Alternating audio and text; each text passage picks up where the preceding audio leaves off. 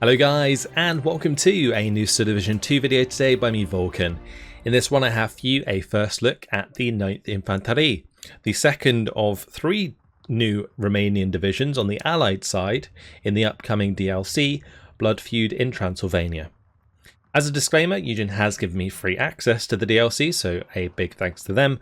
Also, please remember that this is an early preview and what you see may be subject to change. As usual, you can pause and check out the description on the right hand side if you want to read that, but I'm going to be jumping straight in. We're going to go through all of the units and we'll put together a quick deck. So let's get into this Recon tab, and we'll start with the Moto Mitragliera. Once again, with the Romanians, the motorcycle does have the radio, which is handy in a pinch. It's the only unit in the Recon tab that has a radio, so something to bear in mind. Get 6 in A, 12 in B. There is the Lunatist. They are forced to come in with their 2 vet. You get 2, 4 and 6, but basically your standard sniper squad. Unfortunately, due to the forced veterancy, the availability doesn't really ever seem worth it. Then we have the 9TH Moto. These are a 5-man exceptional stealth, very high optic unit with the 2 submachine guns, the 2 rifles, the automatic rifle and the Panzerfaust. No exciting transports, unfortunately. You don't really get anything in the Lunatist either. So, yep. Standard 5-man squad. Unfortunately, they just get outclassed by Kalarache for the extra 5 points. Then there is the AB Horsch, which is the 20mm SPW 222. Very good recon vehicle this, for absolutely annihilating enemy infantry, and also pretty good at taking out enemy support weapons as well. Then we have those sweet Kalarache. These guys are fantastic. And they have MP41, they've got the sniper, and they've also got the 7 rifles. And they have the straight pull bolt, which basically means they do a little bit extra damage than standard rifles. And they've got the Panzerfaust. So yeah, really solid squad. 10 strength, very high optics, exceptional stealth. And you get 3, 6 and 9 for each phase. Finally, there is also a card of the SPW 259s. These can be brought in phase C as opposed to the 222s that cannot. So that is something you can consider. If you have a lot of these coming in the late game, they can really catch people off guard. That is something that I have found out in the past. Let's move on to the infantry tab. First off, in the infantry tab, we have the Infanterist. And these guys are a standard line infantry squad. 10 strength, you get 1 submachine gun, 8 rifles, and the automatic rifle. They get 9 in A, 18 in B, and 27 in C. Availability is okay, and you can upbet them, and I would definitely suggest you do so if you bring them.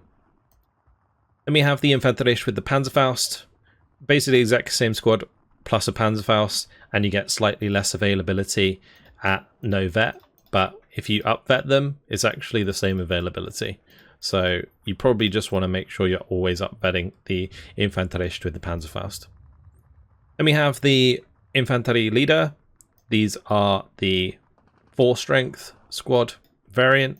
You get 3 in phase A, 6 in B, 9 in C. No smoke or anything though, so not really as ideal as some of the other choices that we're going to see. Then there's the Recruzi. These have exactly the same loadout as the Infanterist, except they are disheartened and you can get more availability.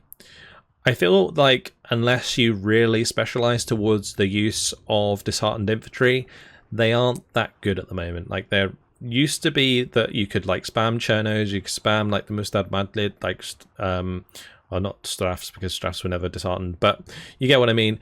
People used to use a lot of disheartened units as Astrup and so on and so forth, but it's kind of gone out of fashion, honestly, in comparison to standard infantry units. So not sure that the Recruzi are really a good idea in this deck.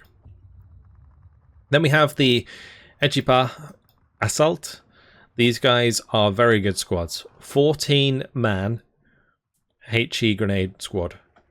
They will pretty much outtrade any other HE squad because of the numbers, at close range. And that's if you don't just fall them back at the right time anyway. You know, you could save yourself quite a lot of men. But 4 submachine guns, 8 rifles, 2 automatic rifles. This is a big deal because these can fire within 100 meters range, as like opposed to a standard machine gun that can't. So you get all of this damage. So that's like 2.6 plus that, which is 3.4. So you get 3.4 damage on top of the grenade, which is going to absolutely do tons of damage to enemy squads, especially ones that are moving, maybe trying to avoid it. You get 6, 12, and 18. The main limiting factor about these squads is that you only get 1 card, so make sure you choose them in the right phase. Then there's the Infantry Leader, which has the smoke. Smoke is pretty useful, and this is a 5-man squad, so they can survive pretty well. They do get 1 vet. Then we have the Pioneeri. These have 2 submachine guns, 7 rifles, the machine gun, and the HE grenade. These have the standard sort of Pioneer availability, so 5, 10, and 15 in A, B, and C. If you upbet them, you don't actually lose too many, so quite often it's worth upbetting the Pioneeri, because if they're going up against other close-range infantry, they'll take less damage if they have better veterancy. So that is something definitely to bear in mind. Then we have the Venatori Moto. Venatori Moto are actually pretty scary squads because they are decent value for money in my opinion. They have a submachine gun that's relatively good at trading against other non-close range specialized infantry. And they also have the 2 automatic rifles, so they can put out a bit of damage at range, and they can also put out that damage at close range. So if you give them a little bit of veterancy, you get them to 3 vet with a leader and a commander, then these can be pretty strong squads. You can also get Venatori Moto with the Panzerfaust, which just gives you the Panzerfaust for free if you just upvet these. So they have the same amount of availability upvetted as the standard Venatori Moto. It's only when you go down to no experience that you lose availability, and that is something to definitely consider. Finally, we have the Assault Leader, which is 2 Orita, the 4 rifles there, the smoke, and the Panzerfaust. Get 3 of these in phase A for 30 points. Not a terrible squad at all, for considering you get 6 men. It's actually a nice option. There's also the sniper option, the Venatori Moto Leader, which has the Orita and 2 snipers with the smoke. The only thing I would say about this unit is if you're using that as a sniper squad, then it's probably going to die. But it might be nice for supporting other support weapons and then providing extra fire support. Just make sure you move them afterwards because they're going to get RT'd most likely. Let's move on to the tank tab. The tank tab is pretty simple. You get the T4, which is the Panzer IV with the heat rounds. So these heat rounds have 100 millimeters of penetration. Limited in accuracy though at 1,500 meters range. Otherwise, their standard AP round is pretty much normal at the 1,750 meter range with the 40% accuracy and the 135 mils of pen, and the HE round is the same as usual with the double MG34. You can get 5 in A, 10 in B, and 15 in C. Upvetting these to 3 vet does lose you quite a lot, or sorry, 2 vet. So generally I would recommend 1 vetting these, not 2 vetting these. Although in phase B, maybe you get away with double vet. Can get the T4 Commander, which is the leader variant of the Panzer IV, and there's also the Stugs available. These are Stug 3Gs with the 90 mils of front armor and the 135 mils of penetration and the standard loadout of AP and HE shells. 2 cards of these available. If you're bringing these in, I would recommend bringing them in at 2 vet. Moving on to the support tab, we have the Arrancator de Flacare. These guys have just an Orita instead of like an MP40 or something. Otherwise, they're just pretty much a standard flamer squad. You get 6 in A, 9 in B, and 12 in C. Transports are nothing special, so just a standard flamers. Then we have the 8-man Gendarme squad, which is pretty naff, honestly. If you're going to be relying quite a lot on the recruits, then maybe it'd be worth bringing in a gendarme, since the support tab cost isn't that crazy, but you have so much better stuff here that you want to bring in. Like, you can get MG34s, which are definitely useful, and yeah, that's just like standard 5-man MG34 squad. You can get the ZB, which has that 1,250 meter range as well, with slightly more suppression, as you can see. Or the ZB team gets slightly less health. There is the supply trucks, standard stuff. The Hotchkiss is available, kind of overpriced still. And then commander variants, you get the Ford V8 sedan as an option. There's the Tatra truck, and there's the infantry commandant.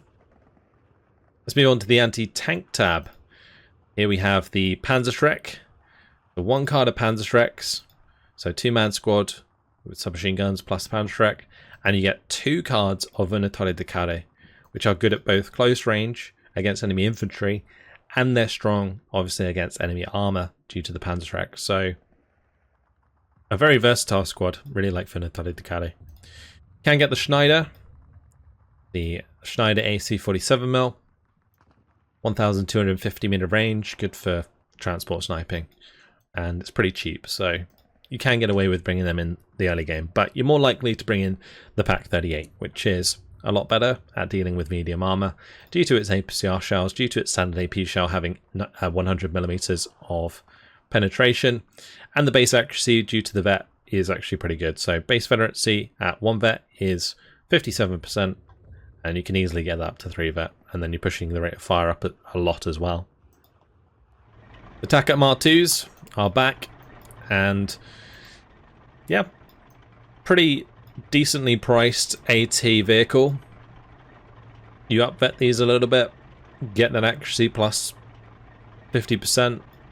That's gonna be nice. 11 round per minute rate of fire, not too shabby, and the HE shells can do a decent chunk of damage, so it's a nice support AT weapon, similar to the Su-76. Finally, there is 2 cards of Reshica. These are going to be super important for dealing with heavier armored pieces, particularly things like Panthers that you might be bumping into, or Tigers, something like that. It's still going to struggle to penetrate a King Tiger in the front armor, or an Elephant, something like that, but you can definitely get side shots in, and the beauty of the Reshica is its rate of fire, 15 round per minute. If you add a little bit of veterancy, that can go absolutely crazy. Of course, if you add availability, you do lose quite a lot of...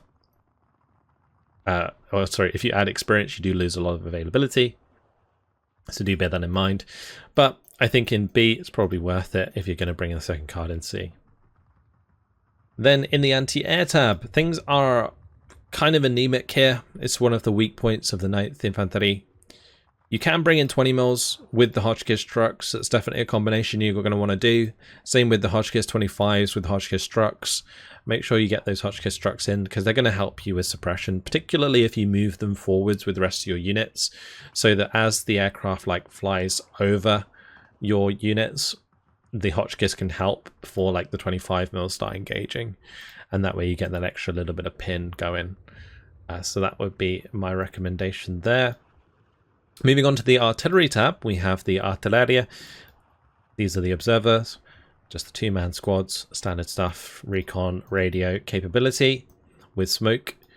Then we have the Artilleria Leader, just like the standard 10-man squad, good for supplementing leaders in the infantry tab. Then we have the 60mm mortars available, standard 60mm mortar with the 1,800 meter range.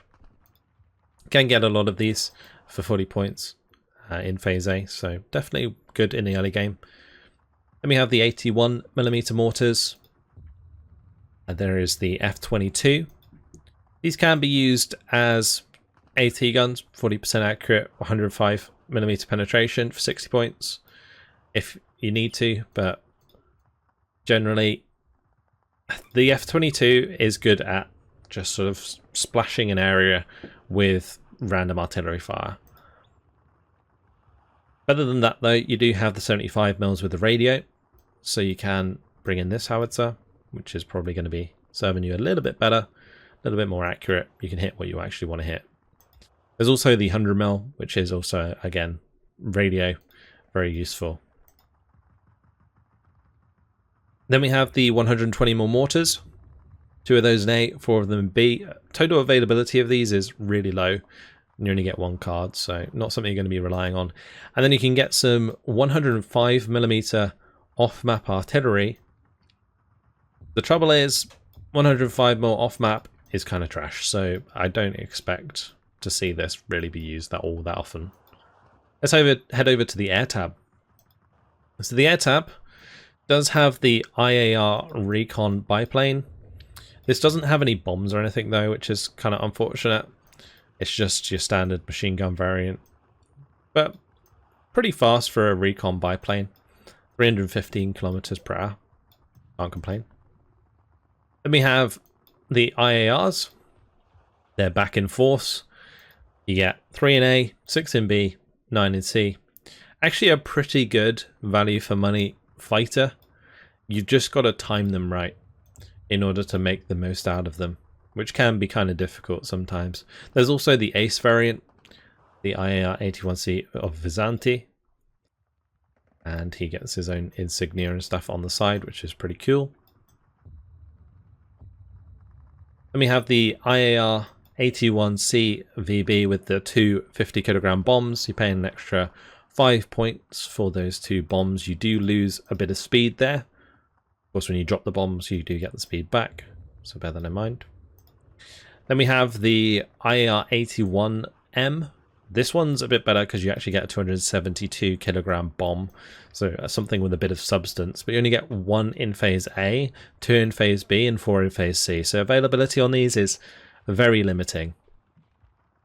Then we have the IAR 81C BR21. This comes with the 2 210mm rockets. You get 3 of these in A, 4 in B, and 6 in C, so actually quite a, well, potentially useful IAR in phase A for dealing with enemy support weapons. And finally, there's the HE111 with the Romanian markings. Actually looks pretty cool. And this comes 1 in A, 2 in B, and 4 in C. So if you wanted to set up a nice little bomber fleet for the late game, this could be something you want to do. Get 2 cards of these with 4 in phase C. Could be fun. And that's your lot. That's the 9th Infantry. Not the most exciting division in all the divisions in this DLC, but it definitely sort of lends to the strengths of the Romanians in that it just has solid infantry with the Reșița and then like medium armor supports. It's kind of similar to like the first Blindato in a lot of ways. Let's build a deck.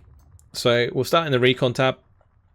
I'm definitely going to be bringing in both the 20mm sets of vehicles. So I'm going to do the 20mm SBW 259s in B. I'm bringing the Horseshoes in phase A. And then we're going to do Kalarashi in A, B, and C. I am updating them in C. Let's move on to the Infantry tab. In the Infantry tab, Echipa Assault, probably one of the most important units that you're going to want to bring. So I think I'm going to bring them in phase B, just to make the most out of them. Otherwise, I'm going to be doing Venatori Moto in A. I can actually bring these in with the half-track, although I'm not sure that that's necessary. Yeah, I'm going to bring them in phase A. I'm also going to bring in standard Infanterist in B, make use of the extra veterancy there. We'll do Pionieri in A, and then we're going to do Venatori Moto in C. It looks like I will lack close range infantry in the late game, which is something that's a bit worrying. Honestly, because this is so cheap, I'm kind of tempted to get 2 sets of leaders here. But then again, so is the artillery tab. I think we just take both units of Infanterist. We take one in A, and we take one more in C. And maybe the Recruitsi can fit in, just because I don't really want them though.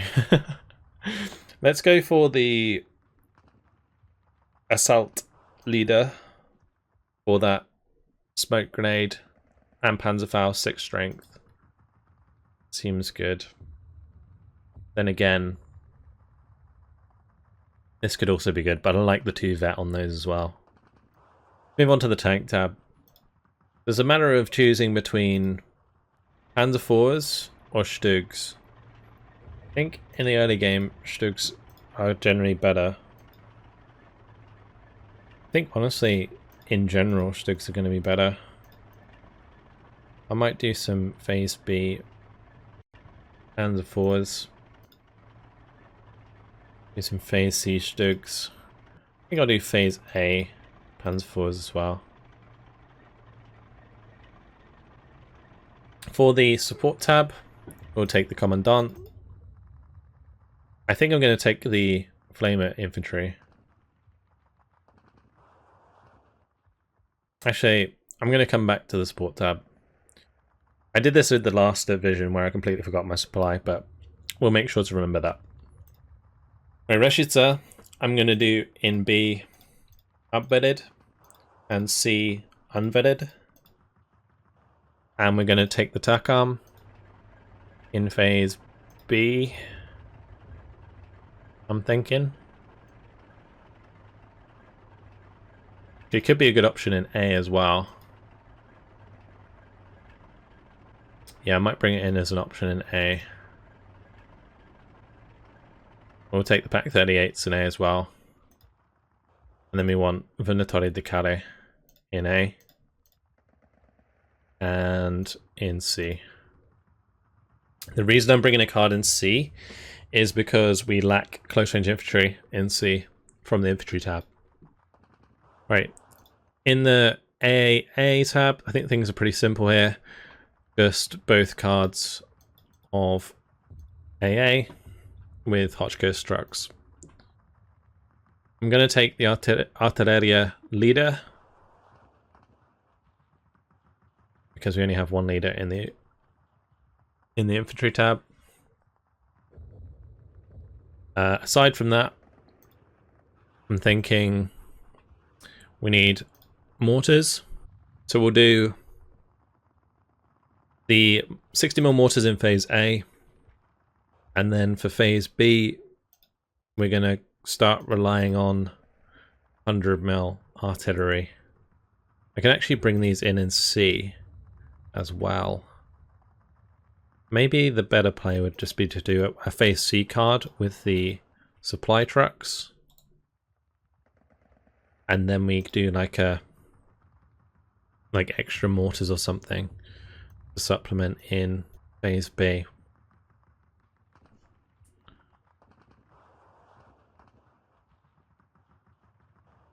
Sure. Alright, moving on to the air tab. I'm going to bring in Recon aircraft. We're going to bring in the IARs in Phase A with the rockets.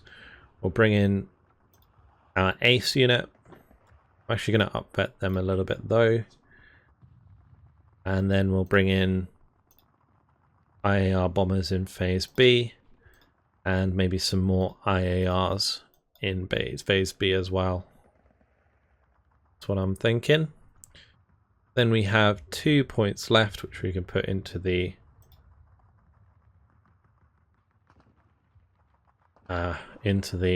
support tab. I think I would like to get some more in here though.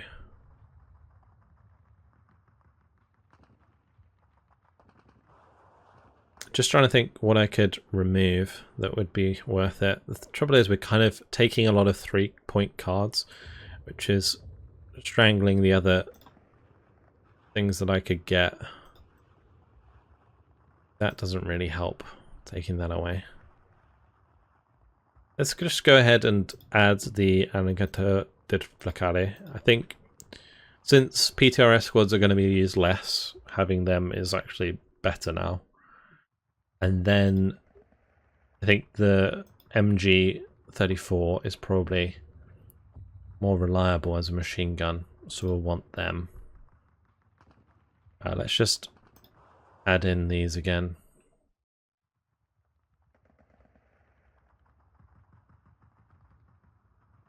And then we'll, I think, remove some aircraft.